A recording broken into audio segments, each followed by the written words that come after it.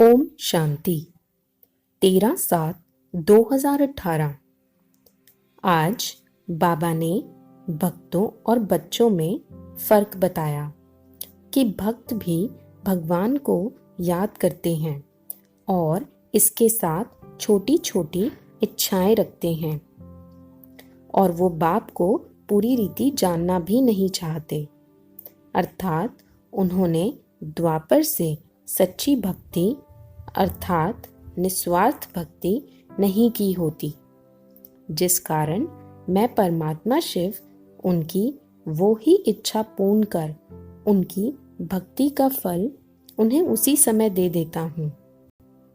भगवान को तो जो कि सभी आत्माओं का बाप है, इसीलिए सभी बच्चों को उनकी तपस्या का 100% फल देना पड़ता है।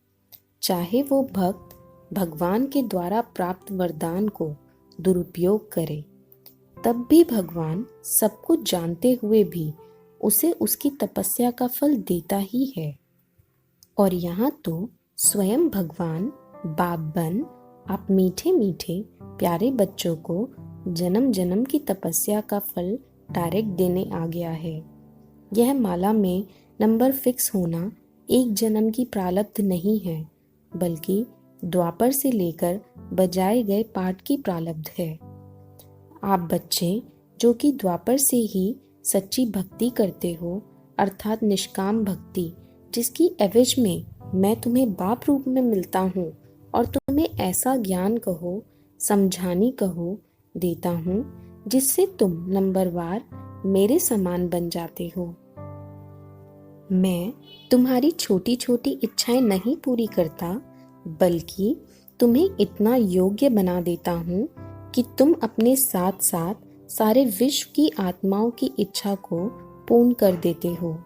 यदि मैं बीच बीच में तुम्हारी इच्छाएं पूरी करने लग जाऊं, तो तुम्हारी तपस्या का फल कम हो जाता है।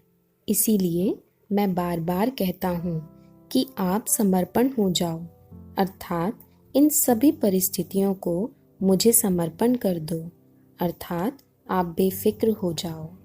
और जब आप इच्छा मुक्त या परिस्थिति मुक्त हो जाते हो, तो आप में इतनी पावर आ जाती है कि आपके संकल्प कार्य करने लग जाते हैं, अर्थात आपके पावरफुल वाइब्रेशंस आपके आसपास आपके अनुकूल वातावरण बना देते हैं।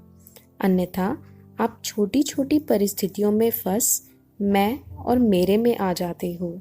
इसीलिए बाबा कहता है, निसंकल्प हो, जैसे बाप कहता है वैसे करो, तभी आप सभी चीज़ों से अर्थात इस 5 तत्वों की दुनिया के प्रभाव से निकल बाप समान बन सकते हो।